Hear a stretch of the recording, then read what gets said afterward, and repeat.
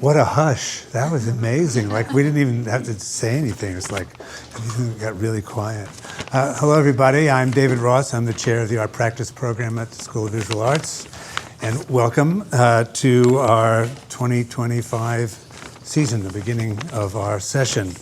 This is our 14th year running this program, and we're really very pleased that you could all be with us today. Every year we've had a kind of a lecture series as a kind of an integral part of the program where we invited artists or critics or art historians to speak with us.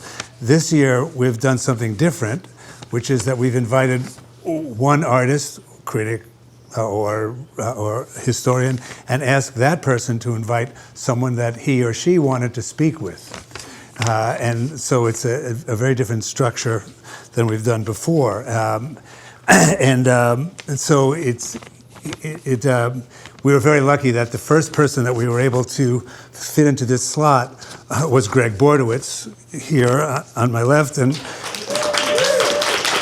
I'm sure you know, he's almost the kind of artist who needs no introduction, but I'm going to do it anyway, because his work includes video, installations, performance, poetry, and prints, all different modalities, all organized around the artist's central commitment to writing as an activity of thought, manifesting in many forms. Words are gestures, are images, are letters in this artist's ongoing transdisciplinary project. And Gregg invited the marvelous poet Pamela Sneed to be his conversant. And Pamela Sneed is a poet and a performer, visual artist, and educator. And she teaches across disciplines at Columbia University's MFA in the Visual Arts program.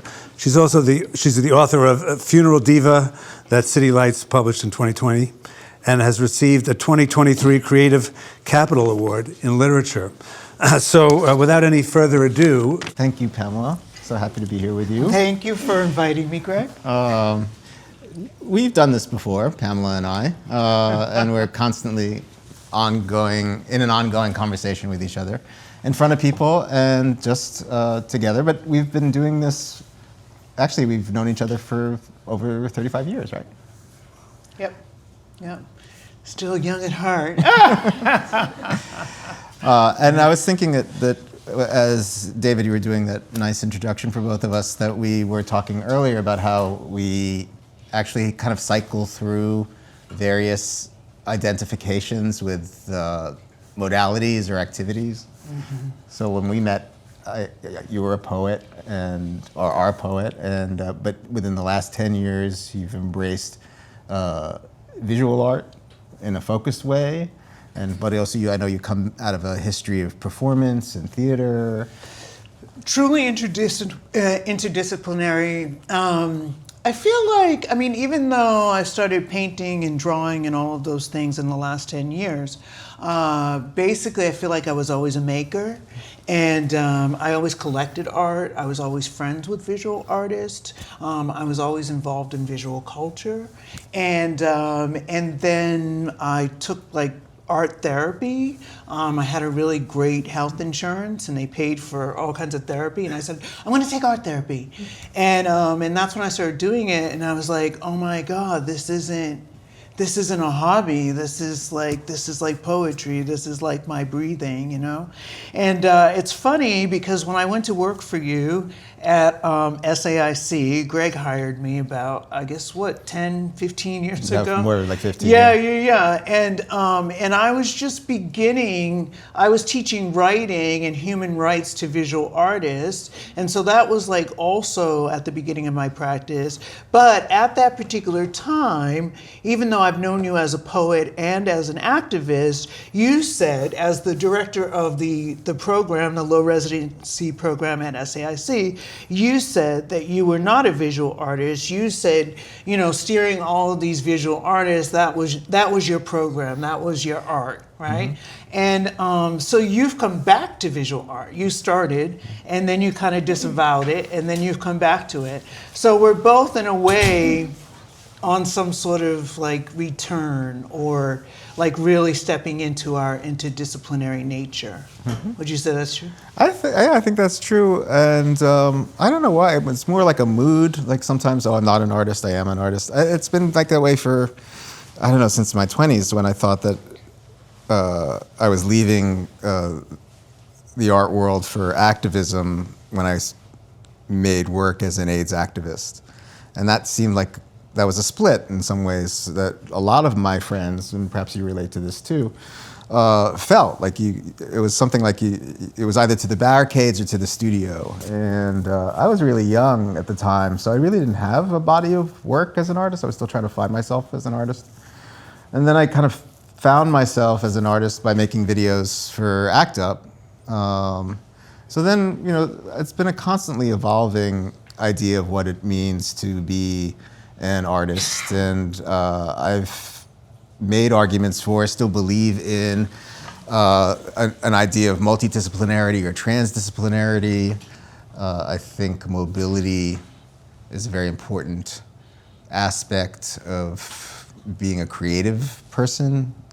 I have to say person, I can't yet just use the word creative as a noun, so I'm a creative person, or a creative. But I think at this point I've landed in a place of kind of gratitude for just being able to do so many things. And that's one of the points I wanted to raise and talk about, and we can talk about this further. We're going to talk for about an hour or so and then do a conversation with you. So I wanted to interject though, because a lot of times people struggle with, well, I'm not a visual artist. Well, I'm not a poet. Well, I'm not this, I'm not that. And I say do it anyway. Like don't wait, for yourself to kind of accept whatever that is. You know what I mean? Like just don't get stuck in that. Just make it. Make whatever it is that you want to make. Okay. So. Yeah. That's it. I agree. Could you say more about how one gives oneself permission to do that? Well, okay. One of the things that I'm really happy about being a poet, because poetry teaches me to feel, and poetry teaches me to listen, and poetry teaches me to pay attention to my instincts, to pay attention to my environment. And I started having this instinct, I guess, about 15 years ago, that I wanted to start making things with my hands. And I followed that instinct. And so I really thank the poet in me who said, you must listen to that instinct. If you have the call, go ahead and follow it. So I think if I weren't a poet, I might not have trusted that, or I might have shut that down. But the fact that I began in poetry, and that poetry is an act of listening. And so that really led me to visual art and to claiming my visual artist. Even though somebody came up to me and they said, oh, you were repressed. So in that way, and I think, oh yeah, maybe I was, and I think that there's some problem in terms of like Western culture and education where they create this kind of fragmentation, right? And so basically it's sort of modeled on the mind, body, spirit sort of split, right? And so therefore, as children, we are interdisciplinary beings, and then we're taught to kind of like factionalize, right? And some of that was like, you must master, one thing. And I do believe in that, but I also feel that that we are in nature, that we are interdisciplinary beings, right? I think about it in terms of like the Black Baptist church, where I kind of like grew up. And it's like speaking in tongues. We never speak in one tongue, right? Mm-hmm. And so like even like the people that like we regarded, say Shakespeare, basically he was interdisciplinary. And so I don't know when the culture started to like say, okay, here's the art department, and then down the hall is the science department, and around the corner is the poetry department, and in another building is the visual art, right? And so that teaches us to, again, separate. And I think, like, I guess in the last, maybe 10 years, like education, and that's been part of your philosophy, and I think that that's been really important in terms of like what you bring as a director to so many things, is saying that it's an interdisciplinary practice. You do not have to factionalize. You do not have to create one hierarchy over another. So for me, it's just kind of like a return to something very natural for me. Recently, I started doing a music show, and people were surprised, and so I have a band, and I'm doing a tribute to Big Mama Thornton, and we're gonna be, it's pretty great, and we're gonna be in the Under the Radar Festival at Joe's Pub in January 2026. And I basically, again, I came up in the church. I didn't necessarily sing, but I had like, I could sing, but I basically had written something about Nina Simone a long time ago, and I almost always got the grant,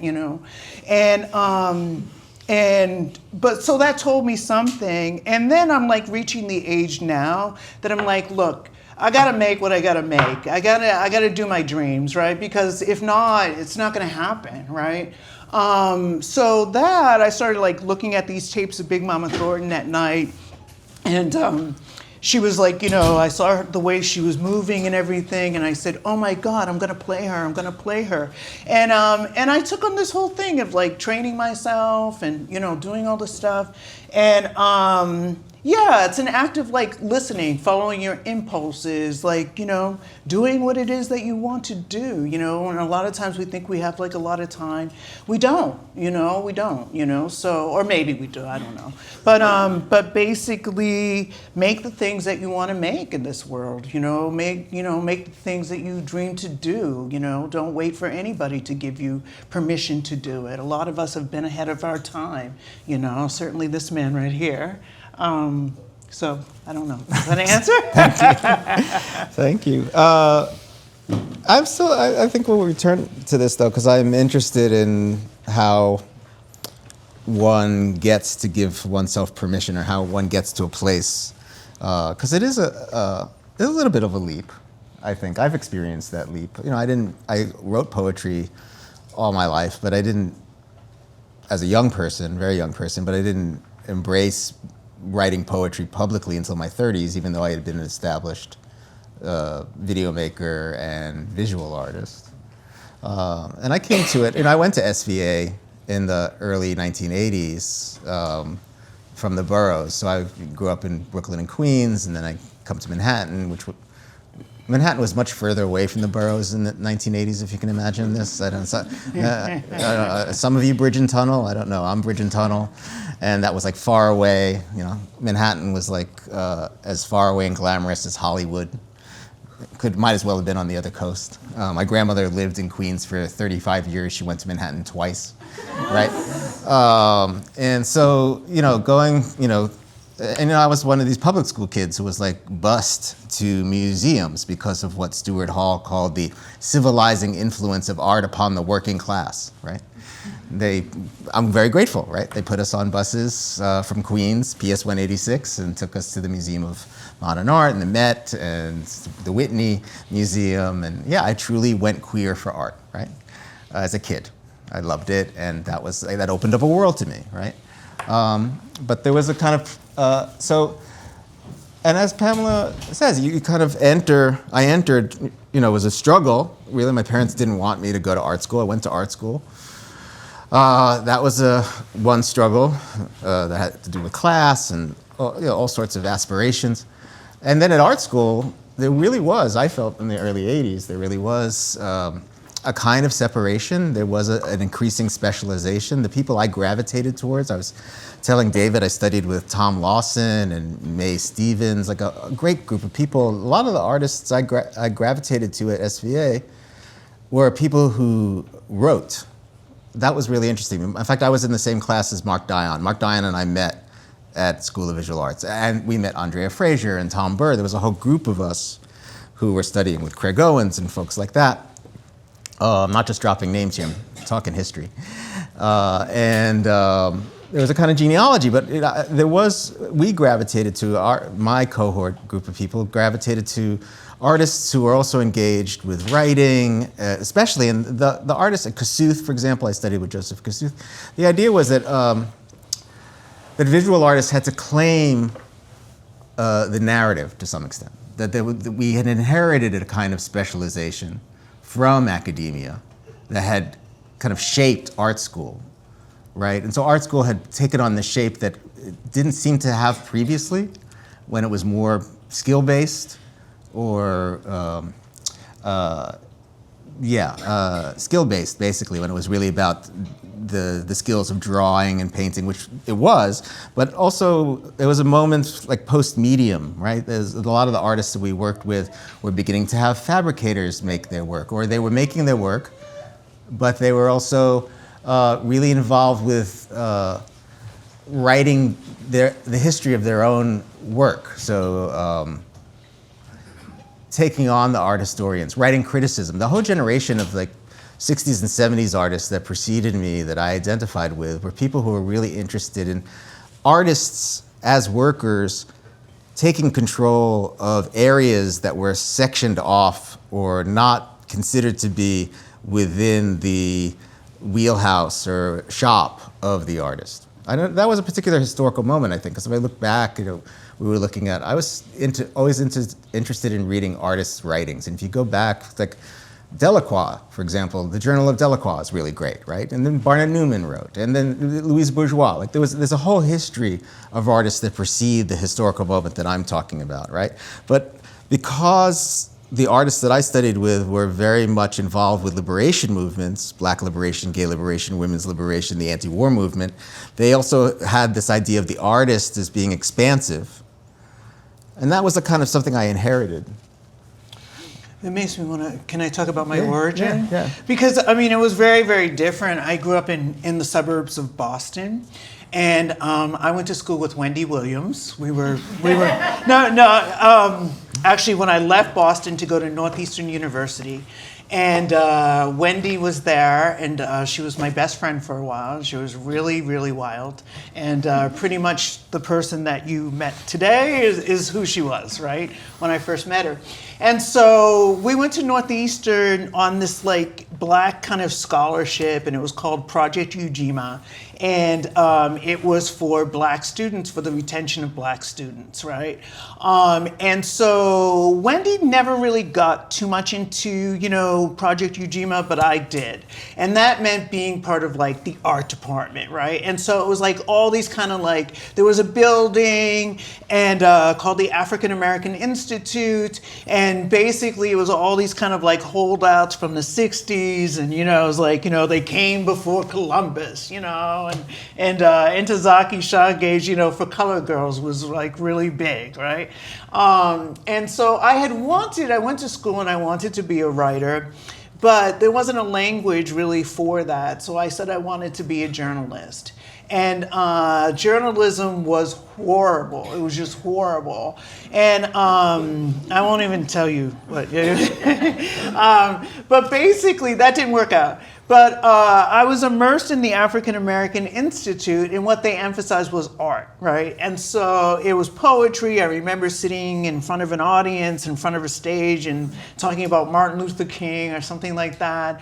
And I did theater. I did Ntozake Shange's play, and then later we became friends. And I was like, oh my God, this is the woman who first gave me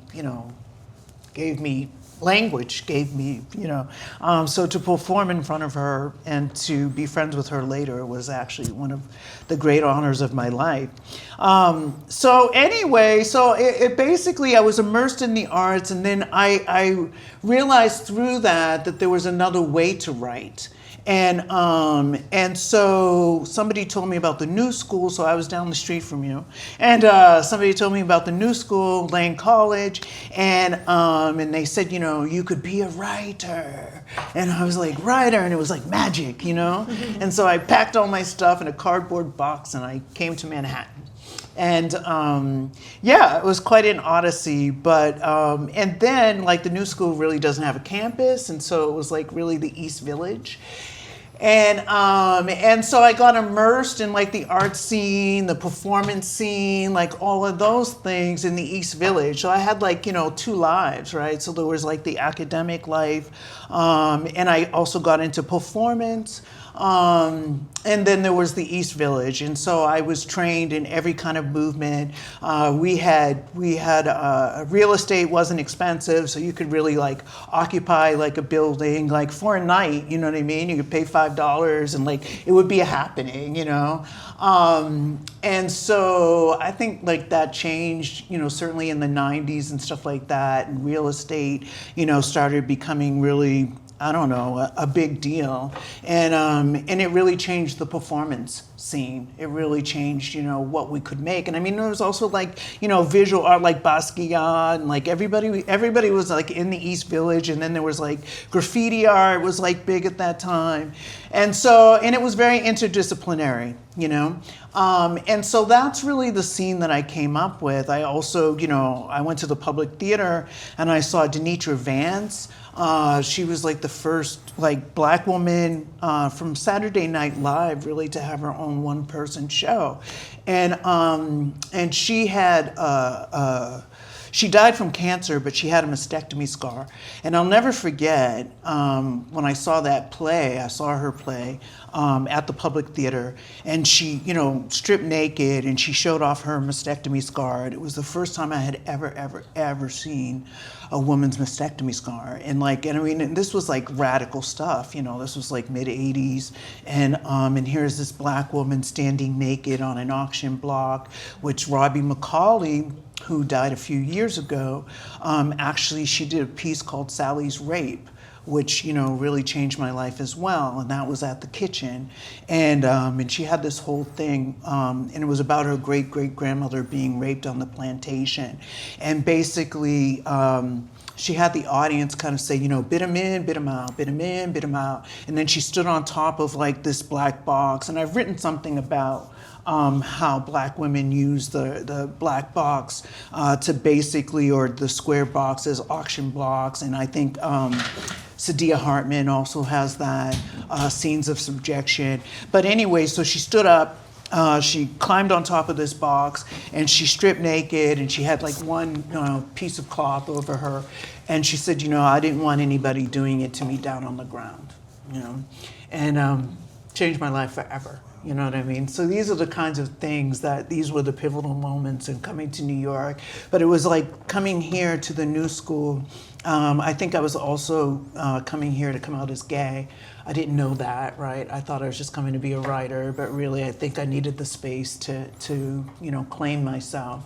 And basically, yeah, so I got immersed into like a scene, you know.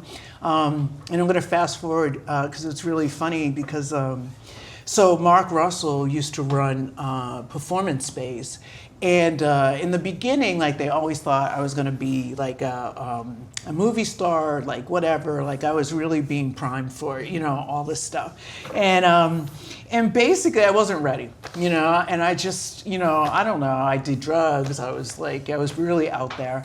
And so I really kind of like, you know, flubbed everything. I did some interesting things, you know. I did a piece called Imagine Being More Afraid of Freedom Than Slavery, and that was like my first performance piece. I traveled around on that. But so Mark would always give me these opportunities, and he was like, you know, you're a movie star or whatever. And I just wasn't ready. And then it's like really funny. So flash forward like 35 years, he comes to the public and sees me doing Big Mama Thornton, and it's like this whole like, I don't know, it's just like this full circle moment, you know. And he came up to me, and I mean, he loved the show, and he was taking pictures and everything. And you know, at the end, he said, Pamela, you gave me hope. And I was like, I gave you hope, you know what I mean? And I was like, take it in, you know?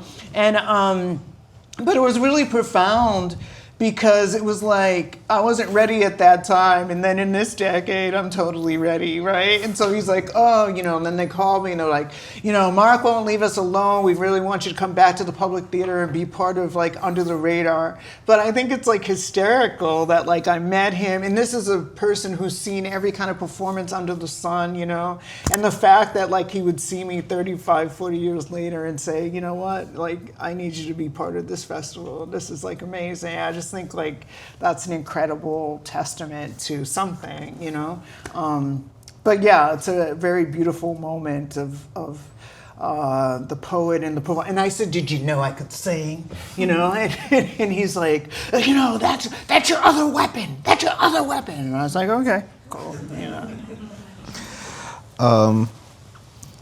Thank you for that. I'm just thinking further.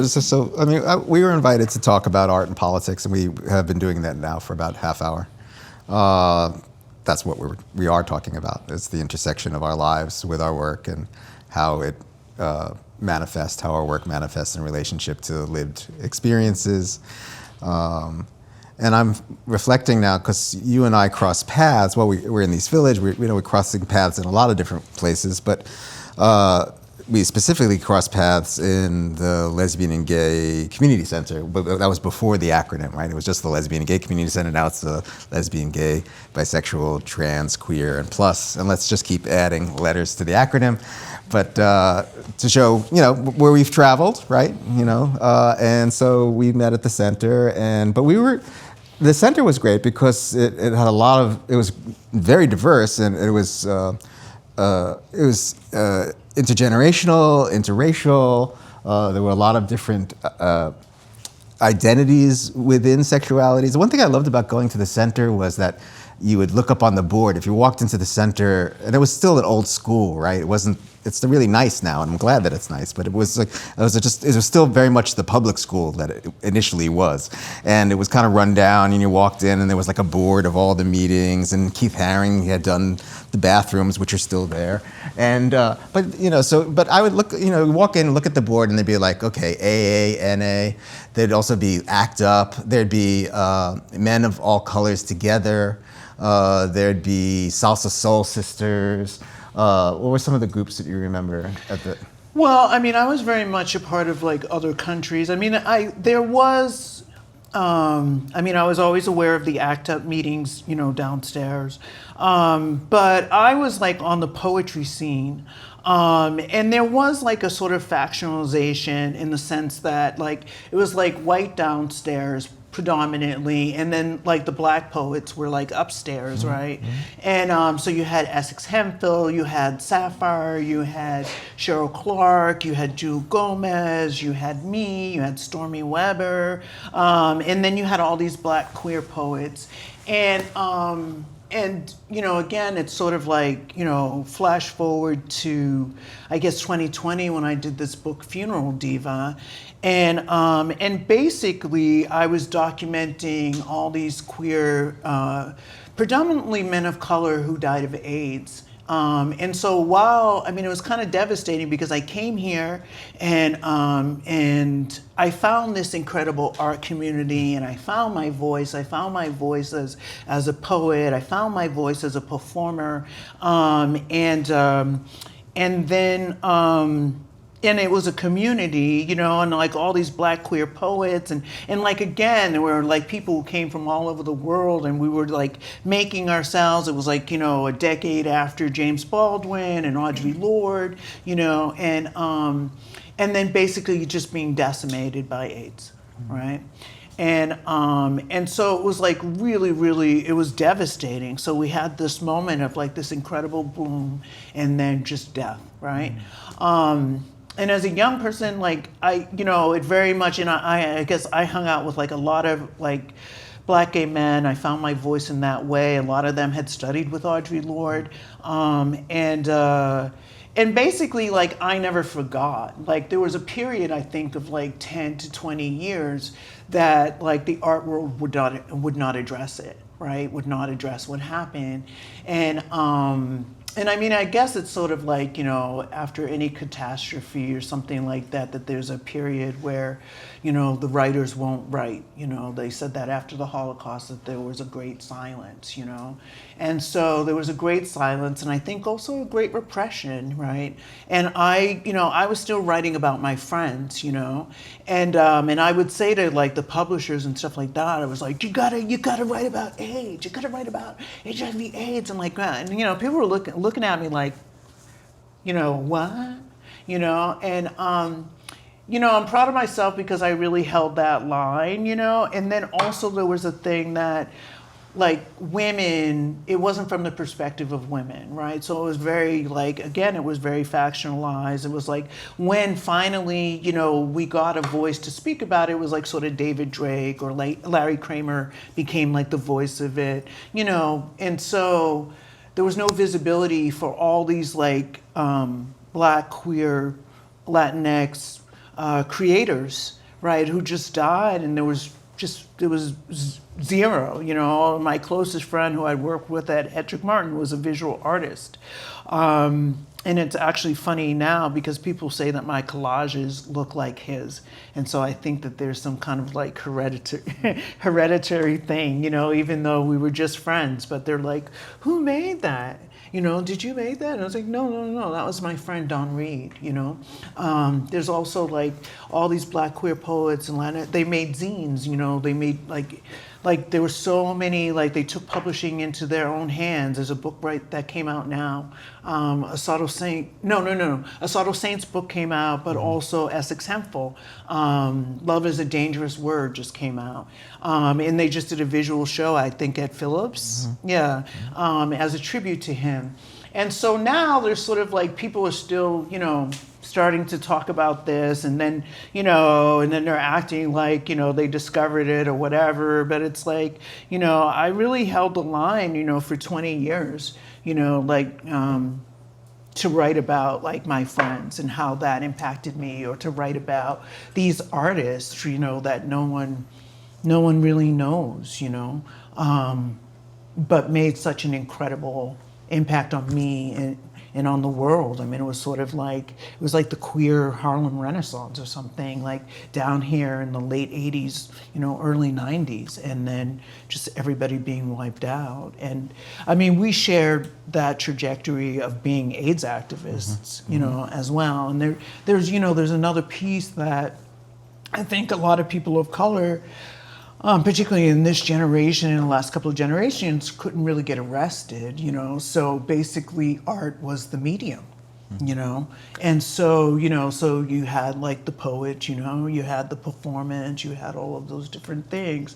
So that, and I think that's historical too. But I mean, there were, again, we had the 60s and, and then, the women's movement and the queer movement. I mean, we've had all these different movements, but I think it was harder to negotiate that as a person of color, as a queer person. And so art was really like the venue. And I mean, you can look historically to like, the Black arts movement. You can look to the Harlem Renaissance. You can look to all these different, what was the one in Paris, the Negritude movement. You can look to all of these things, see how, Black people have like dealt with incredible oppression. The one thing about the center that was really great, and maybe we'll go on to present tense, like the work we're doing now, which really, we've given you the coordinates for our respective practices, which are overlapping. And I remember at the center kind of being aware that ACT UP was a predominantly white group, although it was actually very diverse. There was a Majority Actions Caucus, which was the People of Color Caucus, and there were a lot of activists, Kendall Thomas, Ortez Alderson, Black and Brown activists, Jewel Gomez. I remember Marlon Riggs coming to town and visiting both ACT UP and also with other countries. Jean Carlin Musto and I, who worked at the Gay Men's Health Crisis, volunteered to document the other countries' rehearsals and shows that they did at the Lesbian and Gay Center. So we documented Asado's performance and Donald and readings. We shared a friend named Donald Woods, brilliant poet, who was really very close with Pamela. I was also friends with him as well. What I'm kind of dwelling on, and maybe we can talk more about that, is that there was a kind of fluidity. We were all aware of the various positions that we occupied in terms of race, gender, class, sexuality, various practices, but there was also, we were still in the same house, kind of, and we were negotiating those differences, but we were also, and mindful of our differences. For me, it was a lesson in how to accept, embrace, and be aware of differences. As an ACT UP organizer, I was actually trained by Quakers, right? We brought in the Quakers to train ACT UP on how to do a nonviolent civil disobedience, and they were folks from the War Resisters League, really old school veteran activists, and who were really carrying forward a lot of lessons in training. The civil rights movement, Dr. King and others trained folks to get arrested at the lunch counters and in civil disobedience. And people, probably, I'm looking at you, there probably is people here, right, who've been trained in civil disobedience, yes, nonviolent civil disobedience. So those trainings go back to like Gandhi in South Asia and Mahatma Gandhi and Satyagraha, and the lessons that were learned picked up by the civil rights movement in this country. So that kind of legacy was carried forward, and we were very interested in, as an organizer, I remember we were interested in creating spaces for everyone to do what they could in terms of risk and privilege. So we were really interested in owning privilege if we had it. If people had money, they should, it'd be great. There was a few rich people in ACT UP who, we had to kind of talk to them and say, like, it's great that you're painting signs, but, we need money. And Give us your money. Yeah. No, but I'm responding to what you're saying about, like there's a lot of reasons why people can't get arrested. They have kids, they have jobs, vulnerabilities. There was a lot of sick people in ACT UP, like people who need to take medication on a regular basis, and people who were just vulnerable for a lot of ways. Yes, people of color are definitely treated more harshly when going through the system. Women are treated more harshly than men when going through the system. There's a lot of reasons, and there were a lot of people who, in spite of those vulnerabilities or in facing those vulnerabilities, did feel called as a matter of conscience to do civil disobedience. But civil disobedience, as many of you probably know, means that you need a support person. You need someone to take down the names of where people are going, what precincts they're going to. You got to hire lawyers. We were a well-organized group, right? We were organized into affinity groups, right? In the affinity groups, there was always a support person, several support people, a lawyer assigned to each one. We kept track of people. We took down the names of everyone who was going to get arrested, everyone who was in the affinity group. And we kept track of people. We wanted to protect people from police violence, and we did face police violence. But I also think that what I'm trying to say is that that's still kind of what I'm trying to bring forward, or what I'd like to bring forward in this conversation, or when I speak, is, it's like, that's my horizon, right? That's the idea, is like you create as many spaces for participation as possible. You're honest about your vulnerabilities. You're honest about your privilege. Yeah. Well, I think that's something that you and I have talked about a lot, and that we very much agree on, because I think that, there's a pressure, I think, in particular in terms of activist communities, where people saying, well, you have to do this, this is the right way, and I think that there is no right way per se, right? I think that you bring like what you can, this is going on like right now in terms of like Palestine, and like, I work at a place where there's a lot of stuff going on, right? And to put it lightly, and like one of my friends quit, and I'm like, well, I can't afford to quit, like I gotta stay here, you know what I'm saying? And so anyway, like thinking about the ways that we can be active, like my policy is to try to impact students. Like I try to impact people in terms of how conscious they are, and also trying not to like sort of like assert my politics on them. I think if somebody said something really racist or, anti-Semitic or something like that, I would definitely step in. But for the most part, I'm there to support them where they are and then kind of like lead them, you know? And so in that regard, I feel like, you know, yeah, like I don't go out on the picket lines because I'm like, and even though I believe in it, I'm like, hell no. The first person that'll be is like, is that Pamela? That's Pamela Sneed, you know? It's like, yeah, no, I don't think so, right? So I don't feel, you know, free to do that, but I also feel like, and then also, you know, now we're having a lot of like looking back on our time, and now there's kind of like a glorification, I think, of people who are on the street, right? And that's not the only way, you know what I mean? And so, you know, I believe in them, and I believe that, like, you know, sometimes when people are like, why do black people, you know, burn down their own neighborhood? And it's like, if it weren't for the people who just kind of like go rogue or whatever, we wouldn't have any movements. You know what I mean? So in a way, it's kind of like you do what you can with what you have, you know? And then like there were a lot of people who, like, you know, who went to jobs every day. You know, I went to jobs every day, you know what I mean? But I still was like a radical, you know? So in that regard, like, I feel like sometimes, I mean, and I don't want to, you know, use this as an excuse to be cowardly either, because I think that this is a time that we have to stand up in what way that we can, you know? But I also think, but I think the emphasis on what way that we can, you know? And what is it about your positionality? What do you have to bring, honestly, you know, to, you know, social change, right? And so, you know, it can be through art. It can be through, I mean, it can be through many, many ways, in ways that we still haven't even uncovered, right? So I just want to emphasize that, you know, because I think people really struggle with that. And I think that there's a romantic notion now of like, oh, look, they were, you know, they were queer prostitute and they, you know, they stood up. And it's like, okay, there was that, you know, and power to them, you know, because they're important figures, but there's so many important figures, and how we, you know, how we look upon that. I mean, again, like Stormé de Laverie, you know, was there. I mean, she was basically, she became like a bouncer at the Cubbyhole, like this queer bar and all this other stuff. But she was like a mixed race woman, basically, you know, was on the Harlem Review, like dressed as a man, and, you know, she sang and all this other stuff. And she says she threw the first rock, you know, and so, you know, at the Stonewall Rebellion.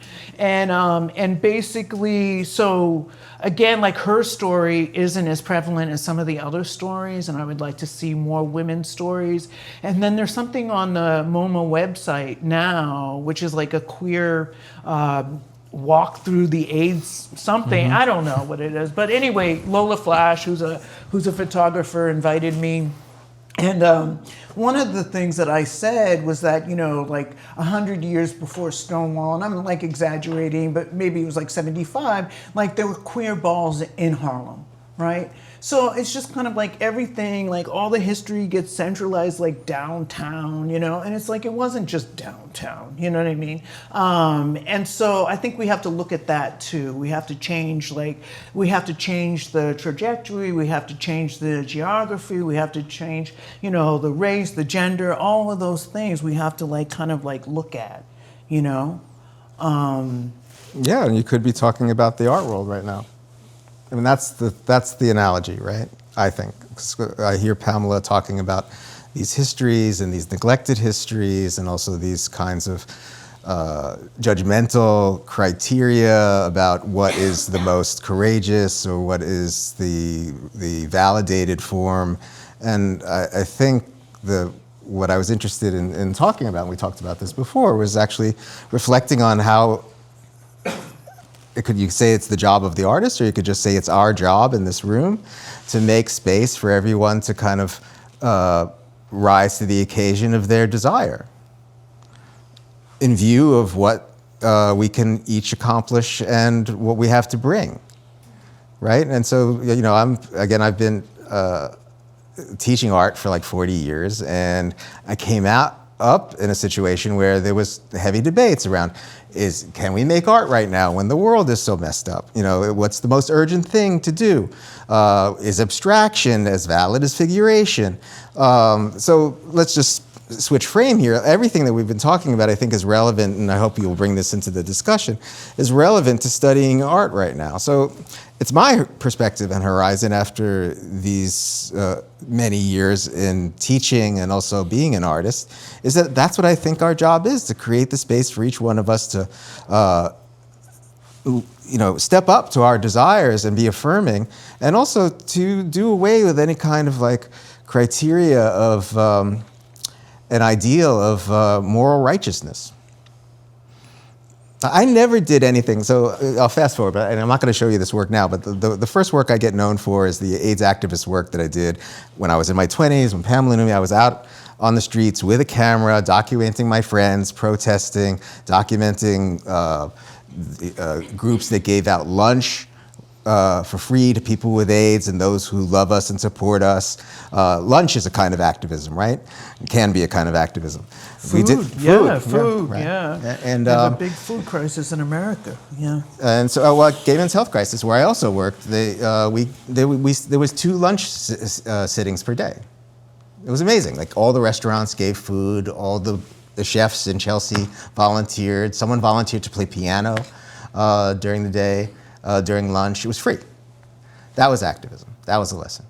So, but, we don't have that much time. So transpose that into art school, and maybe you're with me. Can I get a witness? I don't know. But I'm saying these kind of battles, I'm interested in, and why I think we're both really interested in transdisciplinarity is because we've had wishes, desires, and we've also had people who've like affirmed for us. And supported each other, right? Well, I'm also thinking about like Audre Lorde's Poetry is Not a Luxury, which I continue to write about. And again, we're not talking just about poetry, right? We're talking about all of the arts.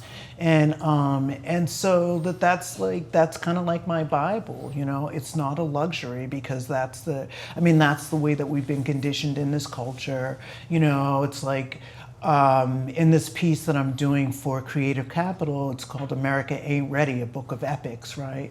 And it's based on Audre Lorde's Poetry is Not a Luxury. And the idea is that, basically everybody's like, you tell people you're a poet, and they're like, it's so cute. I wrote poetry when I was like 10, and it's like, that's fine. But that's not what I do, it's like, it's a science, and it's like, and I've studied it and I've worked at it and I've like, it's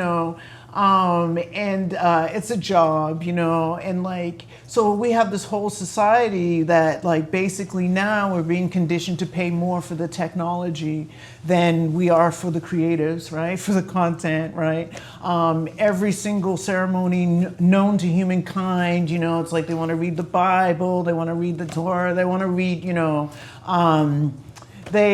want to quote a poem, or, they want to play their favorite music and all this other stuff. And it's sort of like, but still they want to denigrate art, right? And it's like, well, like we created all this stuff, and so, I ask in the piece, like, imagine, you can't go home and relax, to Netflix. You can't put on, no more lighting directors, no more, there's no Picasso, there's no, none of these people existed, and it's just kind of like, you can't like take pictures all the time on your iPhone. You can't, put like music on, like, and so, to kind of like underscore what it means to have a world without art, and it's so critical, and we've taken that on. So it's like, every like store says sale, and like we'll spend hundreds of dollars, on an outfit or something like that.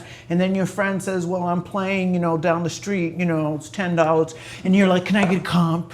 or you know what I'm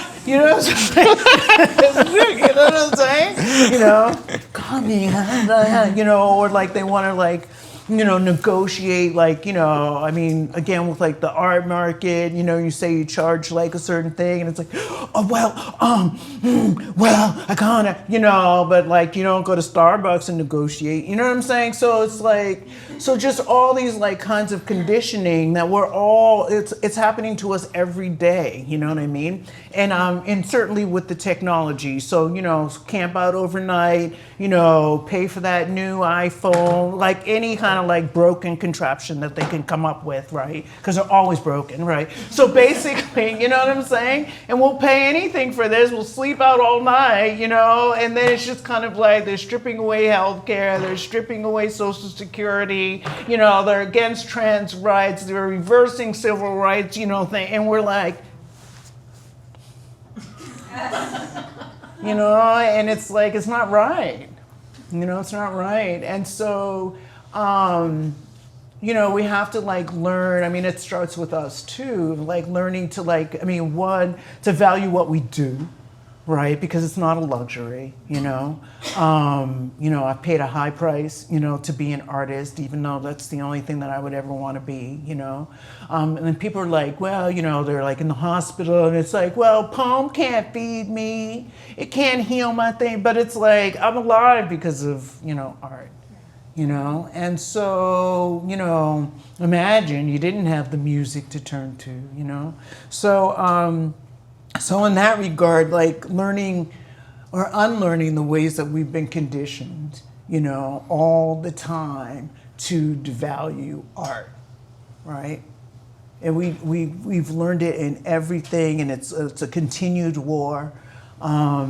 And it's like right now, and I think this is the only place I may be kind of Pollyanna, is that I believe that like it's the artists who can like change the world. That it's the artists who are the leaders. I believe that art is a spiritual endeavor, and that's my spiritual practice, right? And so I feel that we have a critical role, and which is really difficult to embrace when you have a whole world saying, well, what's your real job?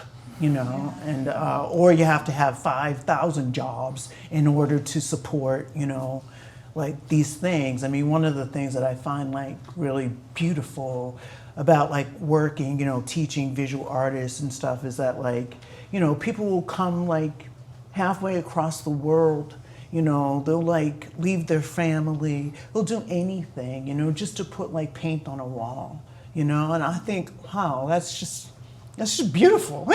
You know what I mean? Like, and that is courageous, and why, one of the many reasons why I respect art. But I feel like I always go back to poetry is not a luxury. Always, it is not a luxury. No art is a luxury. Thank you. Preaching. I concur. I concur with that, and I think that's another point that I thought would be interesting, and I'm really glad you gave voice to all of that, because responsibility has never really been a motivating ideal for me. I wasn't out on the street making videos of AIDS activists because I had any kind of sense of responsibility. I really just wanted to make images of my friends.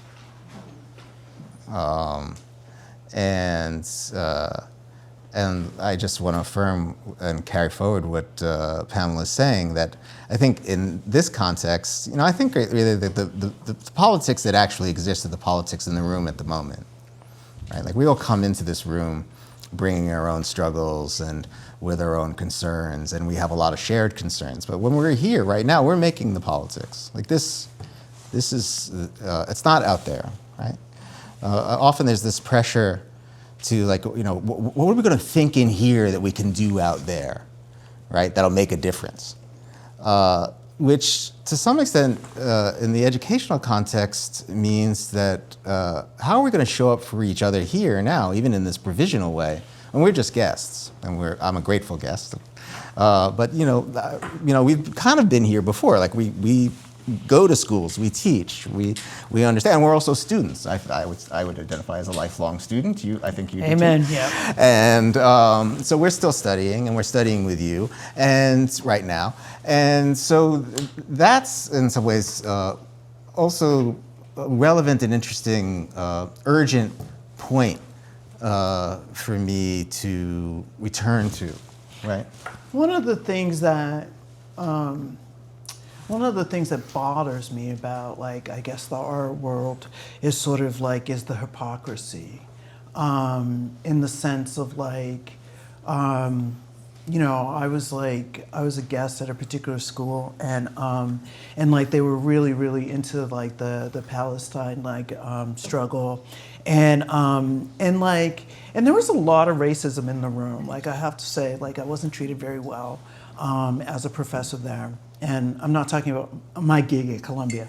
I'm talking about another one. But basically, you know, and it was like a lot of like, you know, white kids, and they were like, we're gonna fight for Palestine. And it's like, okay, you know, cool. And, but like had no kind of like understanding of like what it means to be like an African American, like working class lesbian, you know what I'm saying, in America right now, you know what I mean? And so I'm constantly like, you know, people, we get a sense of like that activism is always like, it's out there, it's changing them. But it's really like, I mean, you know, as corny as it is, it's like, it's really about changing us.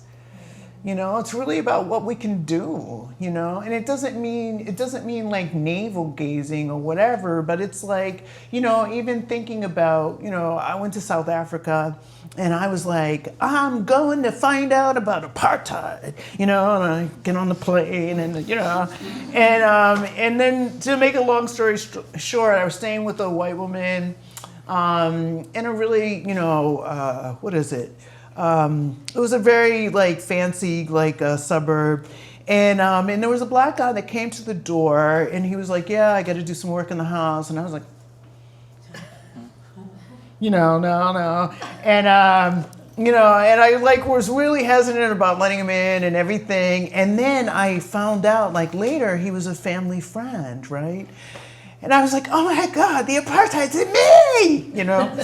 And so it's just kind of like, again, like that's how I, you know, cross the world. I'm going over there. I'm going to find out what's happening. And then it's like, it's me, you know? And so it's just kind of like, we have to do that kind of work, you know? And it's not all the same work, you know? It's not like, you know, white people have certain kinds of work to do, people of color, you know, black people, Asian people, everybody has, you know, work to do. And it's different work, it's not all the same, you know, but we must do that. And I think that that's almost as important as training as artists, you know, that like, you know, like learning like formally like what to do and how to paint and all those, you know, all those things. But we have to like do like inner work, you know, like sometimes I'm like, you know, I'll like look at like some work and I'm like, there's nothing going on there, you know, and it's like, make something go on, you know what I mean? Like, you know, it's not separate. You gotta bring yourself into it. You gotta, you know, I heard a whole bunch of poets, you know, and it was interesting because like my generation, we were all about kind of like transforming the South and stuff like that. And then there's another generation of poets that's not doing that kind of like inner work. And so I didn't hear anything personal, you know, like anything like, and it's like, well, it's not just about out there. It's like, you gotta work in here as well, you know, so. I agree. I've taken that in. I'm thinking, okay, it's 7 o'clock. How are you doing? Good. Yeah, all right. Got energy still? Yeah. Good, okay. So, you want to show some work? Yeah.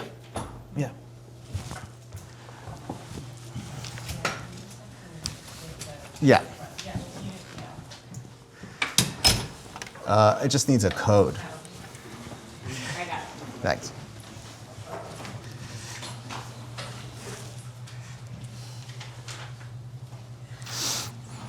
Any questions? Well, you know, No? it's kind of perfect that the two of you are the first speakers in this season because the art practice program at SVA, I think probably like the program you ran in Chicago, is really about giving artists the opportunity and support to rethink the nature and direction of their practice as a whole, regardless of where they're coming from, what their skills are, what their backgrounds are. But it's the opportunity to focus on rethinking the nature and direction of the practice.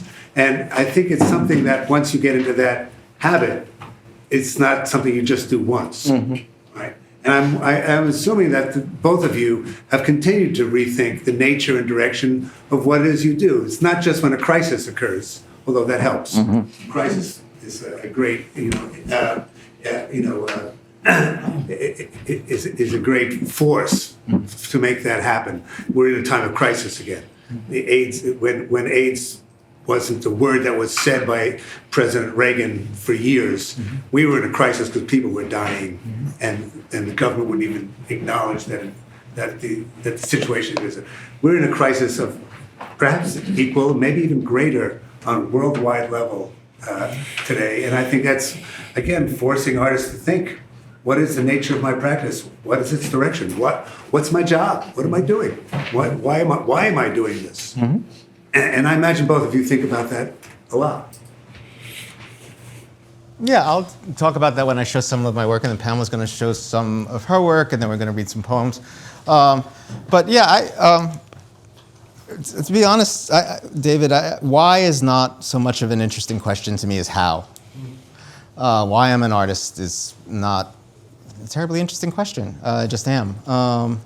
How I can be an artist in the world is a really interesting question to me. I'm not trying to be cagey either. It's just I don't go anywhere with the why questions. Like the how questions are the ones that get me to do what exactly you're talking about, which is like to constantly revisit problems I can get my mind around. Like, so how do I make this? How do I work within this medium to answer this set of questions? I think both of us are very deeply interested in form. And like what Pamela said about poetry, it's a craft, it's a science. Pamela, you said it's a science, and I think so. We're also both very interested in how to use forms, how to use mediums. In some ways, a lot of the questions that I ask of my work are basic, and the work is advanced or furthered, and it's not going anywhere. That's just like a sensation. It's like there's no horizon, there's no end point, but there is still this notion of or feeling of like forward movement. But that's not just a feeling, right? If you go back to the transdisciplinary argument, it really is like there was this idea that it was in art school when I was in art school that art was going somewhere. My generation, a lot of my peers kind of abandoned that idea, like art was going somewhere, right? Like the for example, in painting, it was like the easel painting is over, right? So now we're going to have large paintings. This is like 50s, 60s thinking in a very narrow idea of what art is or what painting is. Like easel painting is over, we're going to do larger, more abstract works. They're going to be non-representational. You see this like in October writing in the 80s, October the Journal. Like basically art is going somewhere, and ultimately the height of painting is a non-representational, large, abstract work that doesn't resemble anything in the world. Okay, this is like an idea that we inherit from, say, Theodore Adorno or the Frankfurt School, but a lot of us just kind of abandoned that idea that it's going anywhere. And the question then is like, where are we going to take our desires? Where are we going to take our forms? How are we going to relate to and talk with and have conversations among and between each other when we are doing very different things, or they appear to be doing different things? Or how do you understand the artist who does many, many different things? So I'd like to hear you speak to this, Pamela, and I could stop for a second, but it's just like, for years, it was just like I'd walk into the poetry project and people were like, oh, there's Gregg, the poet, and then I'd go to a film festival, and it's like, oh, there's Gregg, he's showing some films, and then, I'd walk into the classroom, and there's the teacher, right? I'm actually not one thing, I'm many things. Many selves within a singular self. Actually, that is the structure of identities. We all have multiple identities. So actually, I think maybe it's a generational thing. I don't know. I became very, very interested in how do you navigate yourself as selves, right? As a many-faceted proposition, right? You were testifying to that before a bit when you were Yeah. saying. Well, I mean, it was funny. Like, it was a little intimidating to basically start visual, work or my visual practice, and because I mean, I've come of age like with like some really famous people, and there's you and Julie Morettu and Paul Pfeiffer and like all those people. I knew those people like coming up before they, hit the scene, so to speak. And so I thought like everybody was gonna be, everyone was gonna go, girl, don't quit your day job. You know what I'm saying? And no one said that. I mean, one of the many things that I appreciate about you is that you completely accepted me. Like no one, like all the visual people that I thought, and visual art could be so fierce. People are like, you know what I'm saying? And no one did that. And like, I mean, you gave me like a really great space, to make work, and there was never a question. I was never questioned, and so I felt safe in that. I mean, and you were like directing, SAIC at that particular point, and so I was like around like really fierce people, and then people would be like, yeah, Pamela, come by the studio, I was, really? And then somebody said to me, oh, you're not new. You're a text-based artist. And I was horrified, right? Because part of like being in visual art is that I wanted to kind of get away from text, right? So I didn't want to just keep making text and stuff like that. And so, I just wanted to deal with like the image. So in the beginning, it was a lot of respite for me, like I wanted to paint like ducks, I wanted to paint trees and stuff, right? And like, and people are like, you got to make it like your visual, like your poetry.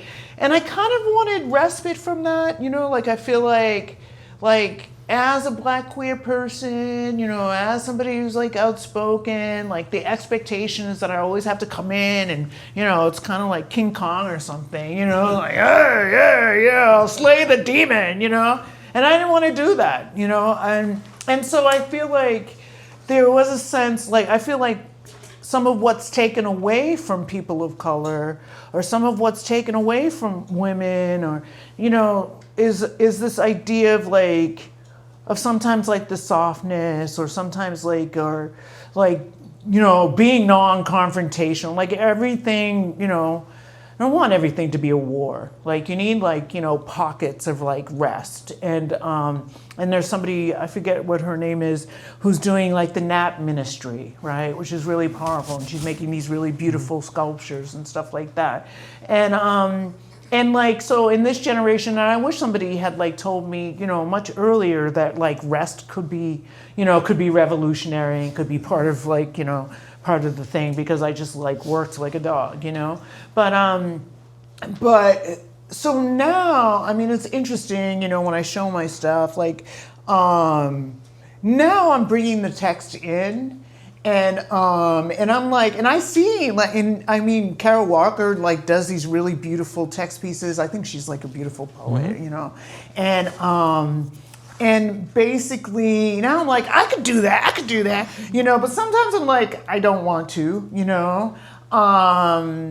There's a beautiful show at Participant right now. It's Chloe Dabuzio. How do I say that? I don't know. Yeah, and it's there's a lot of text, in there, and it's just gorgeous, and it's something that I could do, but I'm not that interested. But I am starting to bring it into my practice a lot more, and I feel that people are like really attracted to it, and like, so it's like one of the tools in my toolbox, and I'm using it, right? So. But I felt like I had to like come to it on my own terms.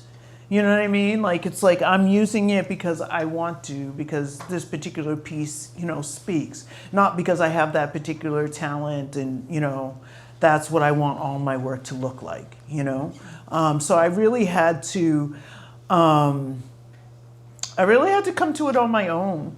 And then I find like being interdisciplinary, like the biggest struggle is like my own kind of acceptance. I mean, there will be people who are like, oh, like somebody else was like, you decorated that, and it's like, what? So you will meet people who are condescending or something like that. But I think like me giving myself permission is the biggest thing, you know? And I mean, it helps that I had like some of the like greatest, you know, like artists or whatever, like, you know, offering me space and never really judging me. And like, I remember I gifted you some of my first paintings, you know, and I was hiding. I was like, you know, and I don't know. And you were like, oh yeah, it's beautiful. And like, blah, blah, blah. You know, so it's like, those were like really important moments. I think if somebody had like said, you know, what the hell are you doing? I probably would have, you know, run away. But also I'm sort of like, I'm very determined, you know. I'm sure you can't tell, right? But basically, yeah, you have to march to your own beat, and you have to like kind of give yourself permission. I mean, even like with the music stuff, you know. And I mean, it's interesting because like when I started doing music, like everybody came, like, you know, it's always like sold out and everything. And I think like the more that you become yourself and the more that you accept yourself, I feel like people will come to it. Right? You know, so like you don't have, because a lot of times when I'm talking to visual artists, they're like, they, and it's like, you got to get that person out of the room. And I mean, at some point, yeah, you have to consider the market and all those things if that's like what's important to you. But like, you got to get that audience out of there. You know what I'm saying? Like there's a point that you're in your studio that you have to work for yourself, you know, and push that, you know. Like there was somebody I was working with just recently, and they refused to like kind of like push themselves, right? And there's going to be a point where you leave school, and like, you know, people are not going to be like saying, hey, this or that or da da da da, and you have to be able to develop the skills and the wherewithal to say, how can I push myself? You know, where do I need to go? What am I most afraid of? Why? How do I get there? And you got to do that for yourself. And with each other. I mean, because also, you know, you show up for me, I show up for you, we show up for each other, we show up for our students, we show up for other artists. Like, so that's the central political question, really, is like, how do we show up for each other as artists? And how do we, you know, support each other? Not internalizing the market. Everyone has to face the market. If you want to be a professional artist, yes. But do we internalize the values of the market in our interactions with each other? This is like the classic example of alienated labor, right? When everyone's on the shop floor wanting to be manager, right?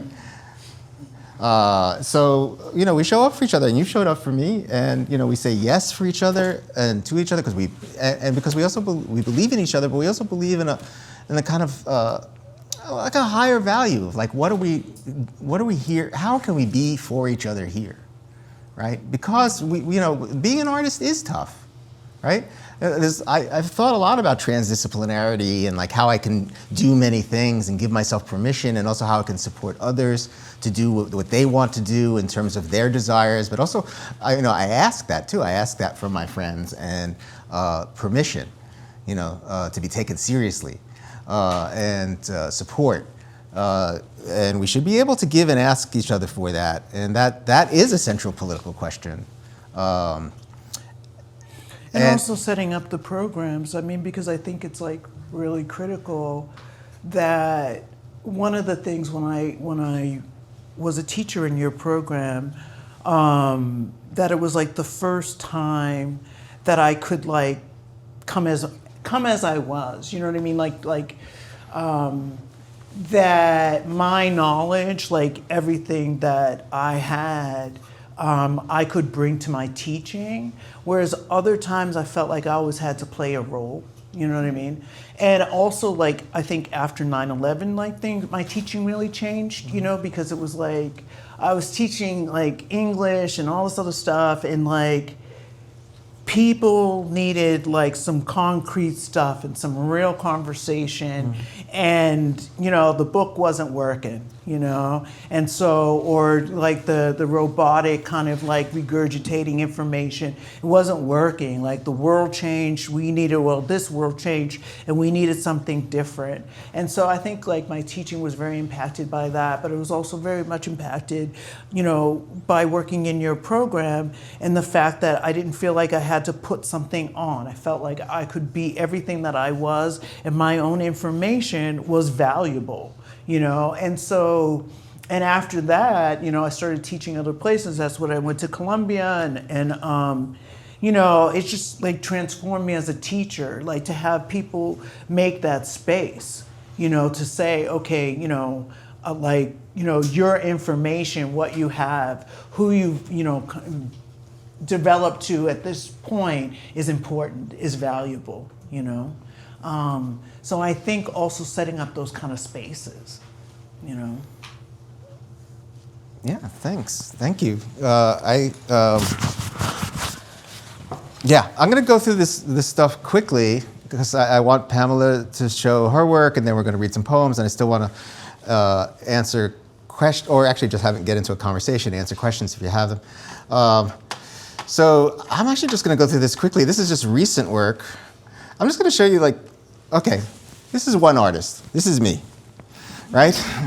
This is recent work. These are prints. I started making them in 2021. I work with Marina Ancona at 10 Grand Press in Brooklyn. These are 30 by 22. Some of them are smaller. It's a calligraphic practice that is a mark-making practice that is between writing and drawing. It has to do with visual poetry, concrete poetry. I'm not going to say much about that. I'm just going to give you a kind of like sampling of like some of the stuff that I'm doing now. It's related to painting. I used to paint. Actually, when I was at School of Visual Arts, I was very interested in the monochromatic proposition. I was making gray paintings, black paintings, one color, you know, and rollers. Very much about erasing the hand, problems around expression. I'm like. These are like fragments. I think you probably get some of the references to some of the debates that I was writing out. These are all 2021. So yeah, it took a little bit of like self-permission, but also I got to this point where I'm gonna do what I want to do and have fun. And also the politics are in what I talk about, how I talk about it, how we receive it. The political moment in art is when you're standing in front of art and you're lost in time, right? To me, that's like the main political strength of art, is that it invites you to lose yourself in time. Duration is the moment in which you experience your freedom. At the moment when it doesn't work with all art, and that's why we have to keep looking at art, because it doesn't always. I have had experiences where I've completely lost track of time. You know, an hour-long film went by in a second. You know, a short film seemed to take hours. I've lost myself in paintings. That whole dance in the gallery, when you go into the gallery and you're just like, you look again, turn away, look back, you can't avert your gaze. This is the political moment in art, right? And then there's this. That's my retrospective in the Art Institute of Chicago. In 2019. The date's there, 2019. You know, I also like making gestures like this. What's interesting to me is that the same artist can do both and mix it up. Actually, that was when I decided I would show my library from 1986 to 2013. Words on walls, poems on walls, films. Actually, what I like to do, frankly, is just like move in. I get invited to do a show at the Art Institute, and I'm like, okay, 3 rooms, I want to do programming, I want to work with education. Where are the kids? I want to give talks to high school kids, queer youth, like who you got coming in through the museum. That's who I want to speak to, that's who I want to take through my show. Yeah, so you've seen 2 aspects of my practice. There's a lot of work. Actually, Corbett versus Dempsey, I've not been represented by a gallery until this year. And people are like, you've never been represented by a gallery? I was like, no, I've been selling out. No one was buying. It wasn't on principle. No one wanted to represent me until now. I was not avoiding representation. I'm a socialist. I am a socialist, and I'm a socialist of the kind that likes to get paid. My socialism is about getting paid a fair wage and health care.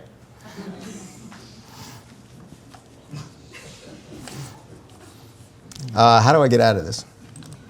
Not the game, just the screen. So if you go up to the top, Yeah. then, Oh, yeah? yeah, and then you can go to view, and then, or you can just click on Pamela's tab. Oh, where's Pamela's tab? There it is. Yeah. There you go. Pamela. Oh, okay. Hello. All right. Getting paid. That's what I'm talking about.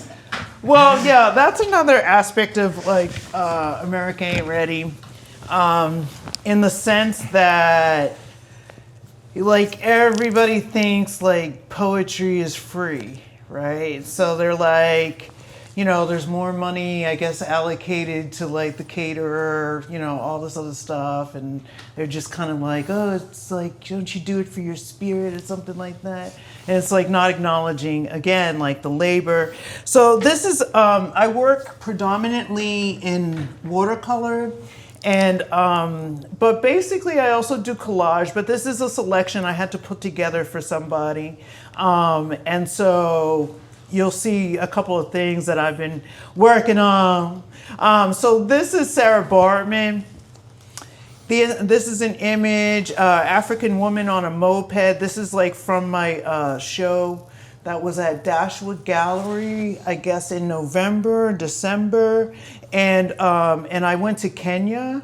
And basically I made a series, and I went on safari, and I had a really spiritual experience, and so I was like sort of rendering some of the animals.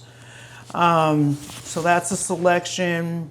I did a series on the Black blues singers, on queer Black blues singers, and so Billie Holiday, and she was like bisexual, and that was like at Kate's Ferries. This is for Jesus Baena, and basically he was the first out queer judge in Mexico, and he was murdered. And so, and a lot of times I try to like represent people who would not ordinarily be represented in the art gallery. Like I did a series, I guess it was the anniversary of the people that were murdered at AME Church. You know, where I guess Dylan Roof walked in and killed those people while they were praying. And so I've done a series on them. I've done a series on people of Top Supermarket, like all the people that you would not ordinarily see in a gallery. I did a series on my friends who died of AIDS. Now people are starting to put them in galleries, but I like to think I did it first. So these are a couple of flags that I made. This is like based on America Ain't Ready.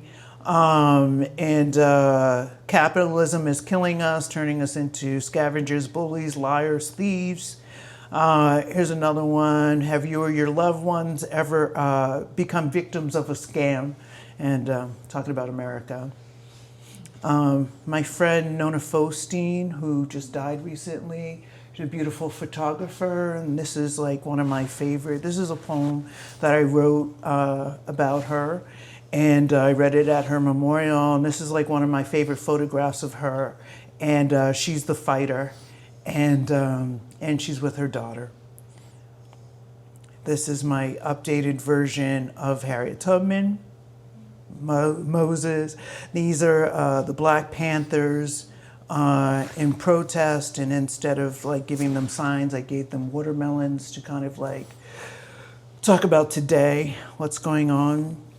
Segregation is legal again is a new series that I'm doing, and it's like a response to like Trump and basically like undoing like the, what is it? Was it in Louisiana where he said that like he reversed a desegregation order. So I'm speaking to that. And so I guess a lot of my work is also responsive to the news. This is O'Shea Sibley, and basically he was killed at a gas station in New York, I guess a couple of years ago, dancing to a Beyonce song. And that's his friend at the memorial holding up his picture. This is Congressman Al Green introducing articles of impeachment against Trump. Again, was the anniversary of the murder of George Floyd. And so I did this with a poem that I've written about him. And then the segregation is legal. Again, they're all in a show, well, at least 5 of them are in a show, a group show at Howell right now. And it's for, it's for Queer Times. And so maybe you guys will go down there and like see it, and there'll be some programming as well. And actually, these were actually taken from some like archival photographs, of like really like the black girl was like sent to integrate the schools. And so I'm basically, rendering the photos. This is her.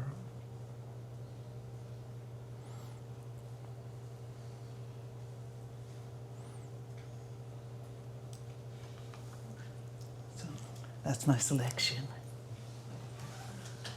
Thank you.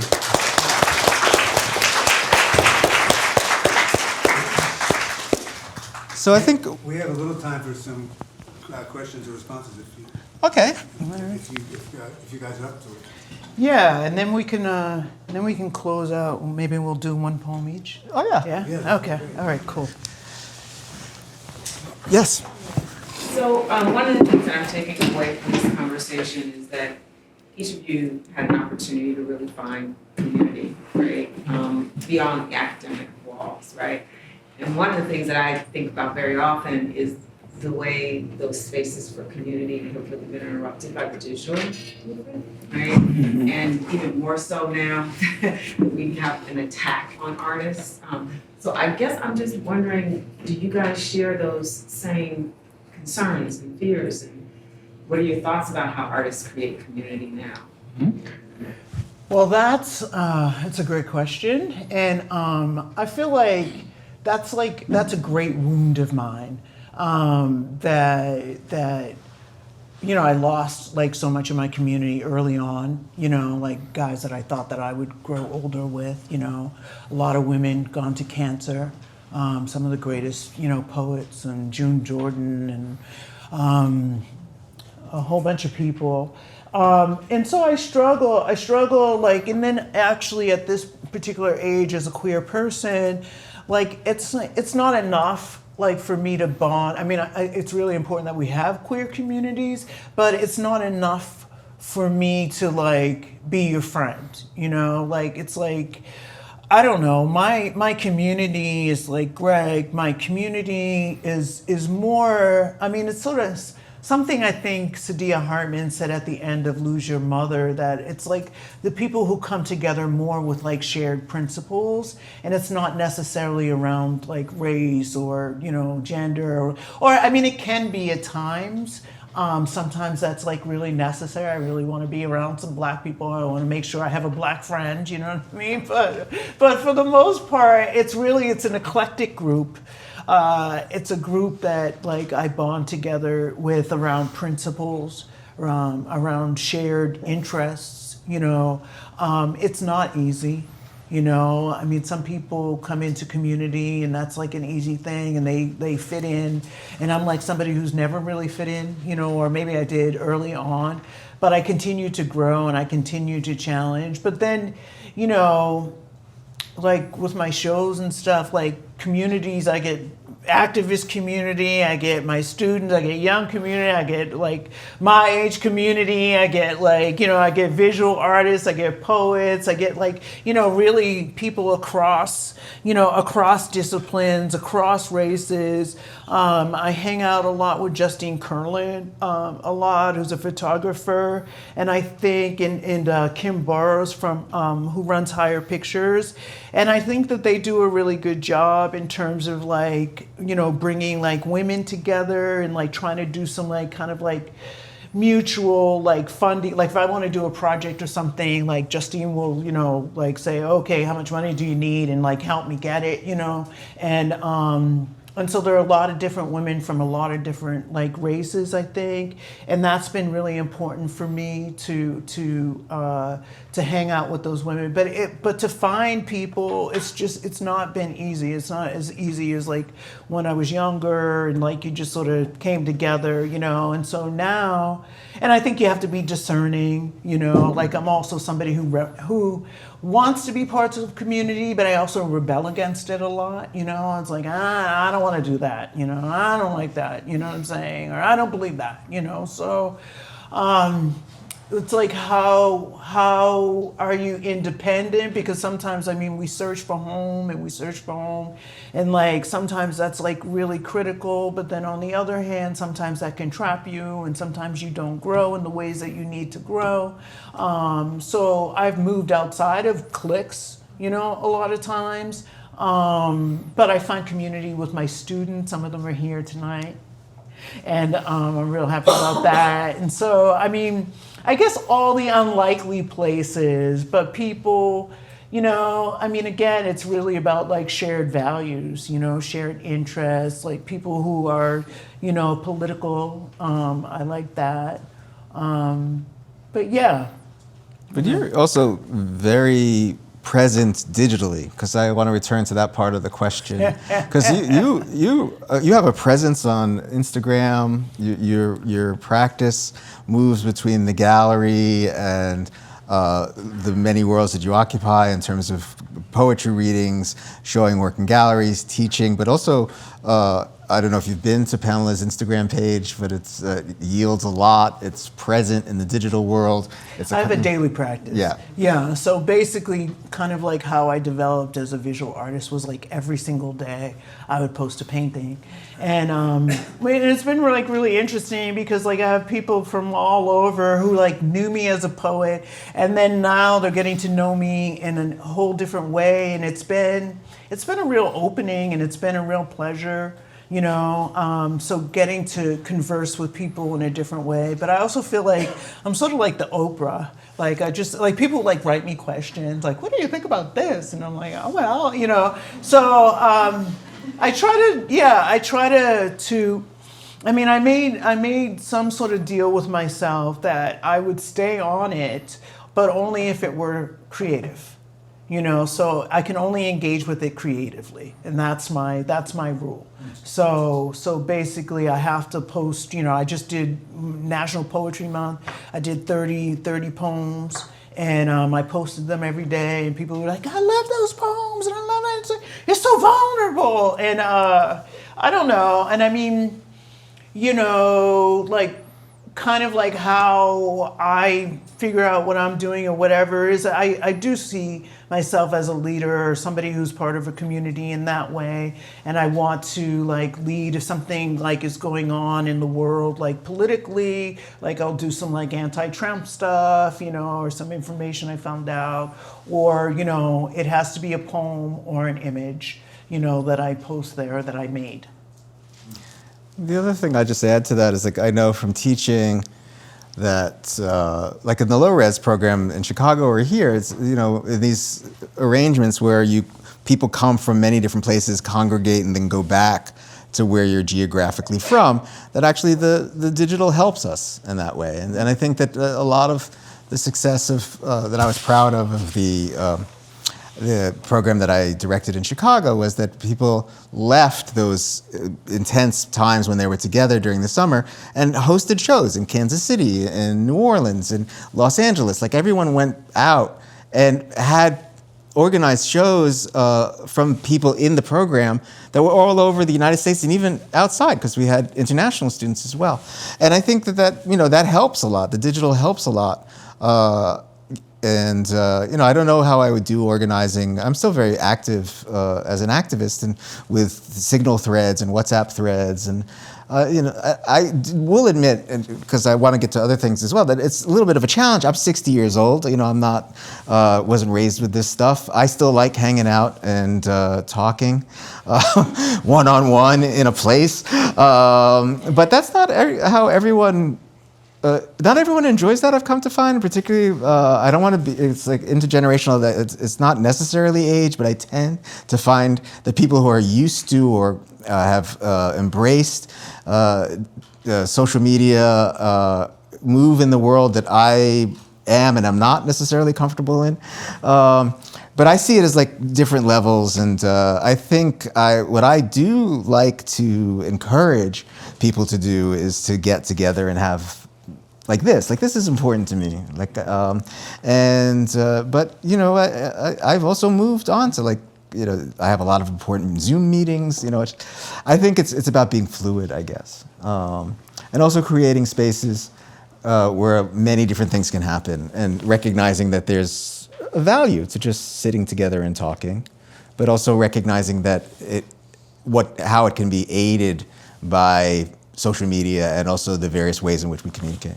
Does that address the question? I think we'd like to hear the two poems, because otherwise we're going to run out of time, and that would be important to hear your poem. Okay, yeah.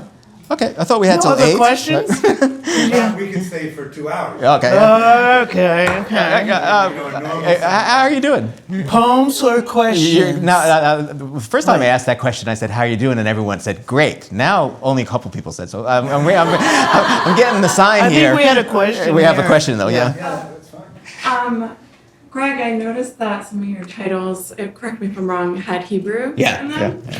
And I'm a Jewish artist that's trying to figure out how to foreground that, especially in this moment. And I was curious if you could speak to that. Yeah, a lot of my work, and that's from a series called Tetragrammaton. You can see it online if you go to Corbett versus Dempsey, although I've had shows. Tetragrammaton, you probably know, many people know, is the 4 Hebrew letter word for God, name for God, the unpronounceable name.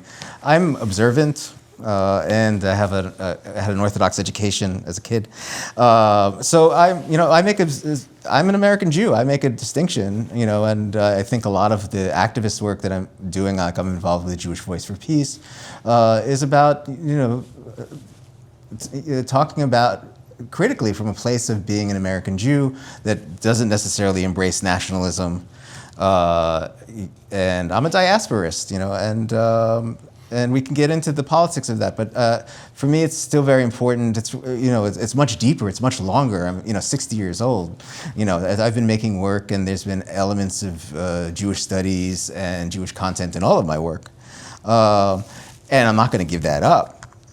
And it's valuable to, and along the lines of what Pamela was saying, I think this is a much longer thing, but you know, I've thought a lot about spirituality and the notion of belief in art. And basically, art institutions, particularly museums and galleries, are kind of shaped as apparati or apparatuses to testify to the credibility of the work of art. You have to believe it's a work of art in order for you to engage with it, right? So, you know, I've followed this narrative for a long time. I was schooled like there was the Industrial Revolution and the Enlightenment, and so therefore in the European narrative, art divorces itself from the church and achieves its autonomy sometime during that trajectory under the Enlightenment. I'm not buying it.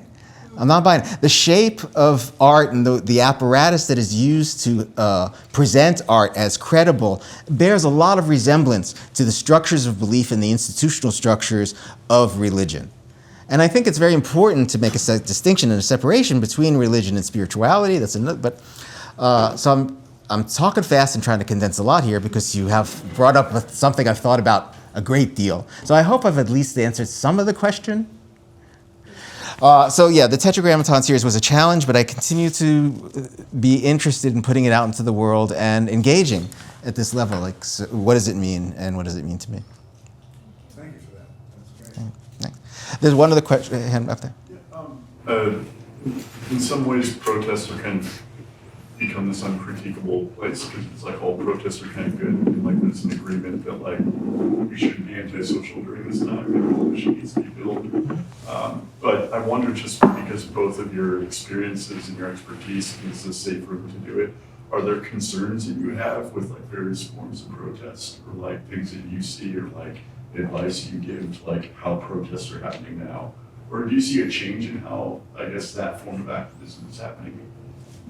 Well, I mean, I think I spoke a little bit to it like earlier. I mean, I'm very, very happy about like the protests that are going on, and I feel like they're critical and that they're important. I mean, I think it's interesting that it's being attacked, that activism, it's just basically artists have always been activists, right? And it's just kind of like, people are like acting like, oh, you're an artist and you're an activist, you can't be, during this whole thing, we see who owns the art world, right? And like, what is it? Bed Bath and Beyond comes out and says, you can't show this art because it's political or whatever. And it's like, really? They own the art world? So, you find out all the corporate interests. I have an issue with that. And I have an issue with not allowing, I basically was radicalized on college campuses, the anti-apartheid movement, women's rights, queer rights. All of that stuff came from going to college, right? And and going to colleges that I wasn't a part of. But anyway, so I feel like artists have always, been activists, and I feel that that's important and that those spaces should not be taken away from us. And I really feel, I guess, what I said earlier was that I'm tired of the hypocrisy. I'm tired of people who are not necessarily doing any work on or making the connection between women's rights or Black Lives Matter or any of those things. And I think that this has always been a problem of the queer movement and maybe beyond is not linking up with other struggles, right? Just having this kind of solipsistic tunnel vision, I feel like we need to make the connections. Yeah, and we kind of spoke about it before. I appreciate the question. I'm in this place where I just want to say yes and, right? So you want to go on the street? You want to take that risk? Yes, and. You want to support those folks? You don't feel comfortable doing that? You want to do something else? You want to make lunches? You want to show up at various groups? You want to organize a discussion group? You want to stay home and read? You want to stay home and paint? Yes, and. The day is long. Right? I write every day. I draw every day. It's not it took me into my 40s before I was a daily writer. That was an aspiration. I didn't get to be a daily writer until I was in my 40s. Now I'm a daily writer. Now I need it, but I keep myself together. It's not like a principle. It's not like a virtue.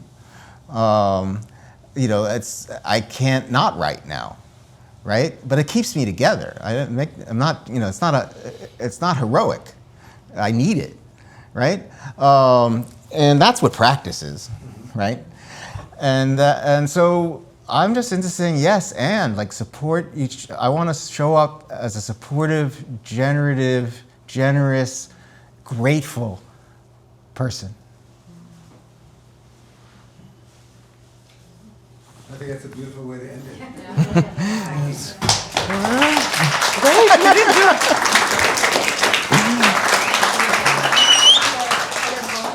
Do you guys want to finish with poems? Oh. How could we not let you guys do that? We can. want. It's up to you. Yeah? All right. Want me to go first? Okay, all right. All right. So this is a poem. Actually, had the pleasure of publishing this. This is a poem that Pamela published in the Brooklyn Rail, called "Gone Missing." Actually, I wrote it. She published it. She chose it as a guest editor. Gone Missing. Welcome all carried away, restless lumps. There's a peace movement here summoning us. Can you feel it? Alliances among abject, scarred, scared, body, bloody, battered, bulge. Fate drives chariots against family, frozen battlefield, CGI effect. Still, warriors ask, what are we doing here? Stunned, fast forward, inexorable, we here need medications, solace. bonding salve, healing, microscopic tears, surface protein, cellular blockade, powerful biologic warfare, plasma, red theory, green experiential study, ladders away, plateaued geometries, no more triangulations, proxy wars, archival ain't gonna study war no more footage. Our ancestors, our dead among, metal into gold, our transmutations, hurl chunks onto arms manufacture, give up abused organ pieces. This piece is a violent secreting. This piece assembles no thing. Yes. Let me see if I can see this. To be clear, Beyonce's new country album is my favorite of all of her music. The others I could barely listen. She always struck me as someone wealthy enough to try on any identity she pleased. For me, she's more orchestrated than authentic. Like if she and Jay-Z are supposed to be so revolutionary or pro-black, why did Jay-Z diss Colin Kaepernick, who stood up to the NFL on racism and police brutality? And why did Beyonce sing and sample Tina Turner's famous Abuse by Ike? Questions aside, in Cowboy Carter, I can hear the black roots of country music, the banjo, the imagery. A few songs remind me too of Big Mama Thornton's music. I still don't think, though, I can join the Beehive. But what fascinates me is how her marketing mobilizes us youth and adults to buy $1,000 tickets, invest in the opera of whether or not she's allowed in country music and how many Grammys she's got, her quest for Album of the Year, whether or not Jay-Z cheated on her, etc., treating her as if she's some civil rights diva, and the internet has her name and music on rotation like every 3 seconds, and we out here fighting for Beyonce, while every other second Israel bombs Gaza, homes, houses gutted, hospitals, women, children, men decapitated, dismembered, starved, so many atrocities I turn away sickened, fighting for Beyonce. While I know if we were mobilized against war instead of to buy stuff and sleep, this world could change.